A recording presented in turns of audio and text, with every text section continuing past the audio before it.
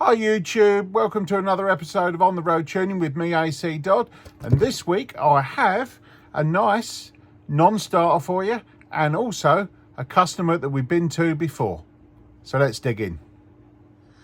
Okay, so here we are down in Southampton with another Mini, and this is a nice Mini Cooper S lookalike. I want to say lookalike.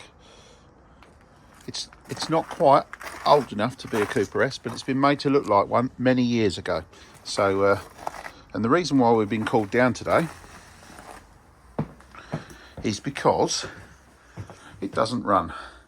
So my job is to get this to run and then obviously get it to run well. So what we'll do is we're going to talk to the owner and see his side of the story. Okay, so this is Malcolm. Morning. He's the owner of this nice car. So why have you called me down today, Malcolm? So basically, Adrian, I've had this car a long time, nearly 3 decades now. I've done the bodywork a couple of times, but I've never actually managed to get it to run correctly. And what I mean by that, it would always take a long time to start, hard to start, and when it did, it was coughing and spluttering, and my knowledge doesn't go to that extreme to be able to sort that out. So that's your job today, and let's hope you get it. Because I'm dying to drive this car. Okay, all right. Well, I don't think we need to ask you any more questions. Clearly, it's got some problems. So let's dig in and see if we can actually get this thing A, started, and B, running well. Brilliant, brilliant. Okay, so first thing we've looked at on this one is straight into the ignition system. We've got a 3-ohm coil. We've got electronic ignition. I haven't worked out yet whether this is variable dwell, but if it's variable dwell, we've only got half the power when we're cranking the engine for starting. So we'll verify that once I can get the engine actually running. But interestingly, you'll see the leads are off. So the reason why the leads are off is because the resistance on those was nearly 7k. So change those for a much lower set. The spark plugs are out. The reason why the plugs are out is obviously, you know, that tells us that we're all suited up. And the fact is, they're all resistors, and this is a 1275 engine. It's actually running 5 heat range plugs, which are the wrong ones. So that also tells me that this engine, when it has been running, it's been running rich, and it's not been brought up to temperature because it's not burning any of the crap off the spark plugs. You'll also see that the plug gap is absolutely massive. So we'll get a fresh set of non-resistor 6s in, and we will see if we can get this engine to fire. Okay, so we've got her all buttoned up, just about to attempt the first start. What I did do is take the top off the carburetor and make sure the jet is free to move up and down, which it is.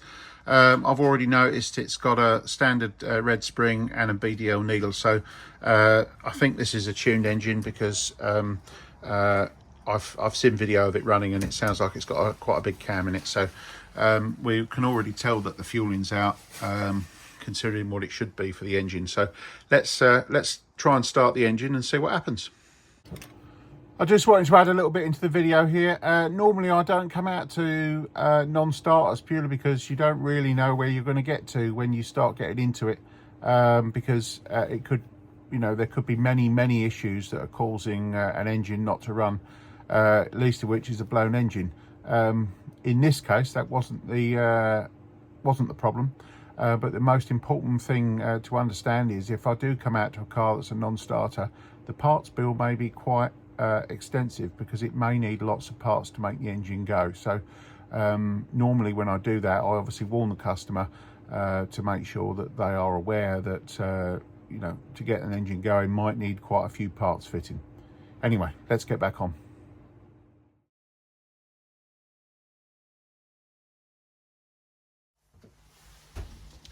Okay, so where do we get to? As you can see, carburetor's off, and you can probably guess from that that the start didn't go too well. Well, actually, it did, but the reason why the carb's off is I used brake cleaner to start the engine, and it started pretty much first time we got a sniff of brake cleaner, which was excellent. So the engine itself wants to run. Unfortunately, our carburetor has issues. So if we look at the state of that inside, and then obviously it's been left with bad fuel in it. We've also got float height's all set wrong, and the jet in the bottom, which is famous on these for getting blocked. I don't know if I can just show that in there. You can just see the jet in the bottom. That's actually blocked as well. So unfortunately, today, with the time I've got available, I can't do anything with that carb. What I need to do is to fit a replacement. So I carry spare ones with me. So we'll fit a new one to it, and then hopefully we can get this one running. And this one was a classic example of a car that's been stored a long time, no fuel stabiliser in the fuel, and obviously it's varnished up the carb, left a lot of debris in the fuel system. So I had no choice but to sell the customer a carburetor, because the carburetor that was on there was completely blocked with detritus from stale fuel. So as I say, you don't know what you're going to get into when you come out, and you have to carry the appropriate spares. And in this case, because I carry rebuilt carbs with me, that was the easy option. The other thing about fitting a rebuilt carb is you don't want to fit them without an inline filter, because you don't want any of that rubbishy fuel getting through.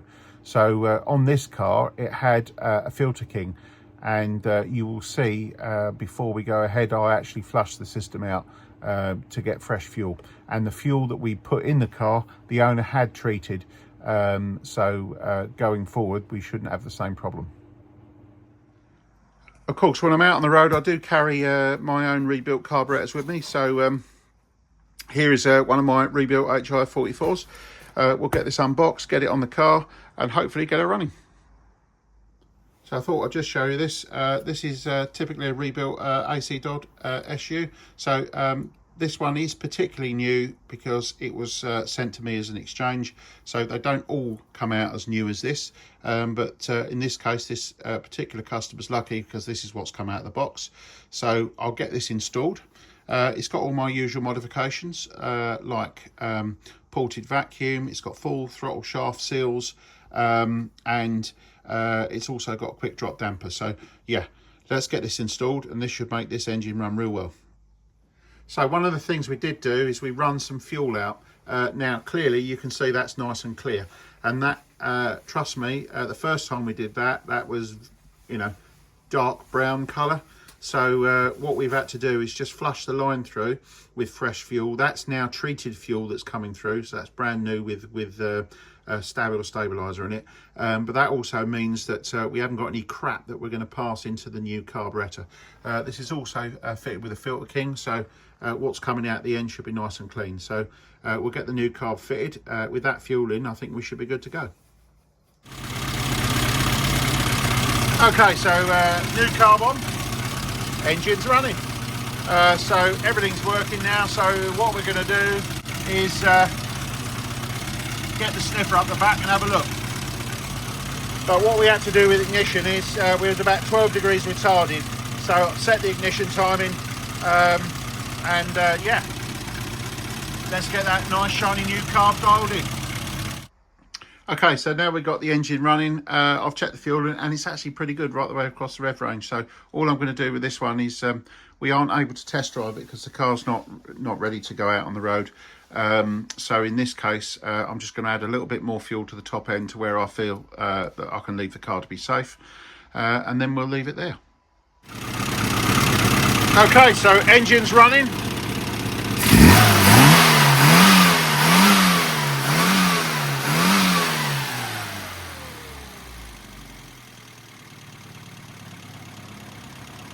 She throttles up well, so for today, that's where we need to leave it. Okay, so as I said there, no test drive was available because the car wasn't on the road and it wasn't able to be moved to be put anywhere where we could drive it. So again, one of the requirements of me coming out to do a tune-up is that the car can be test driven. So obviously a discussion was had beforehand to let me know that.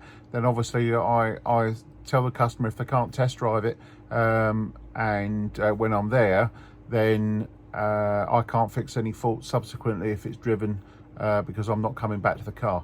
So, you know, that's one of the rules I have in place is if you want me to tune the car, I'm happy to do that clearly, but I need to be able to have the car test driven so we can iron any faults out that might come out on the test drive before I leave. Anyway, as it happens, the customer was extremely happy with the car. Clearly I am waiting for him to drive it, which he will do at some near point in the future, and hopefully he will comment on this video. He was clearly very happy with what I'd done, and we got the car running. So all that needed in the end was a set of plugs, a set of leads, and that obviously that new carburetor. So without further ado, let's move on to the next vehicle. Okay, so interesting. Some of you might remember where I am. You might not remember the car, but this is the 4th time I've been down to this particular address to see this particular customer. But today we've got a nice minivan, recently rebuilt. Look at that, beautiful car. Wonderful. And under the bonnet resides the second engine, because the first engine was a bit smoky, and this one has not been rebuilt, but it's a nice replacement and it certainly looks fine. So let's go and speak to the owner and see why he's called us down today. Okay, so this is Dale. Dale's the owner of this fantastic looking minivan. So why have you called us down today, Dale? So last time Adrian was here, it was again a Duff engine. We tried to tune it best we could, but we believe it had bore wash.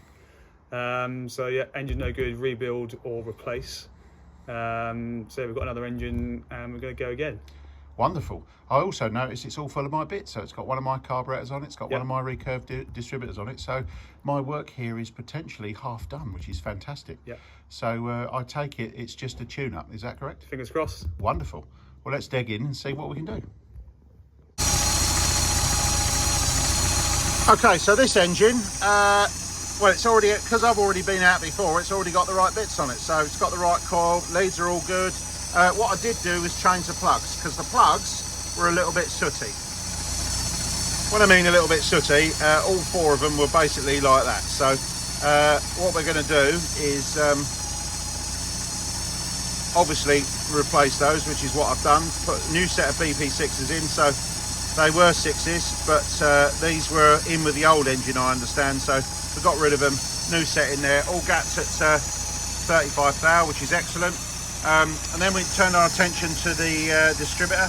Now this is one of my recurve units, which is working absolutely fine. When I just come to first check it, we was at 26 degrees advance at idle, which is clearly way too much. So I've knocked 15 off of that, so we're set back to 11. And then we're going to turn our attention to the carburetor and get that nice ACDodd unit dialed in.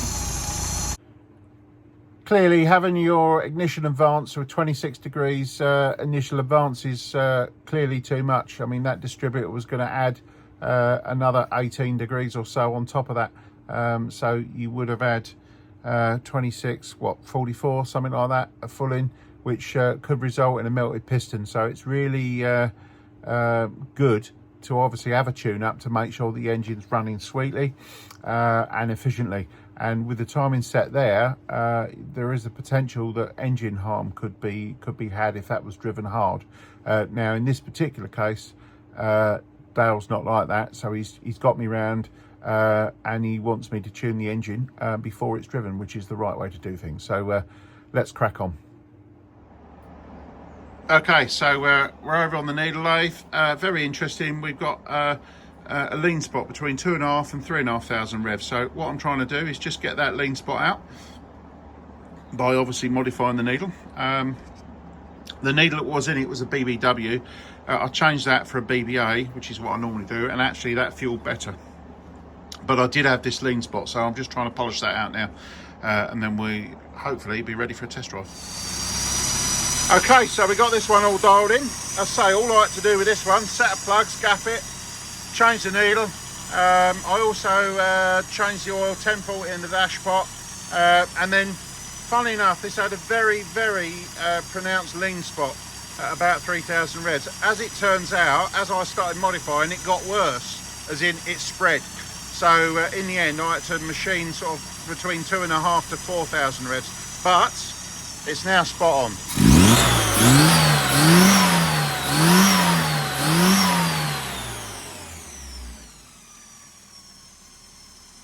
what we're now going to let the owner do is go out and give it a test drive and see what he thinks.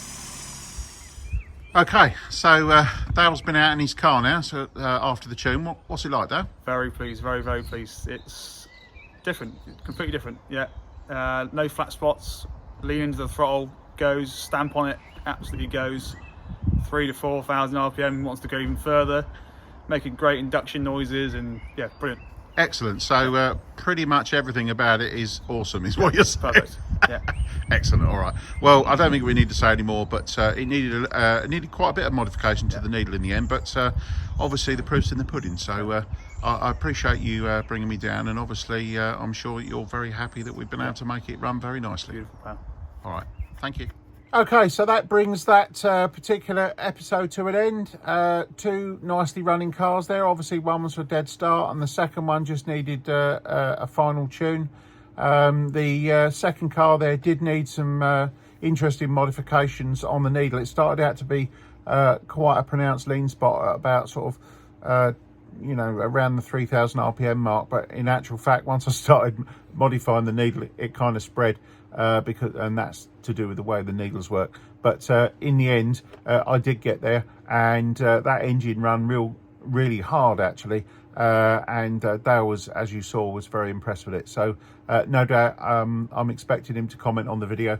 So without further ado, please like and subscribe, share the videos that I make, and I'll see you soon. Thank you very much.